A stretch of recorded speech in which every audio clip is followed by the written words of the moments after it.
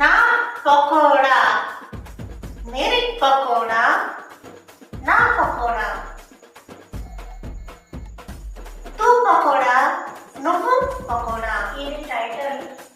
చాషు అమ్మ మొత్తం చెప్పని.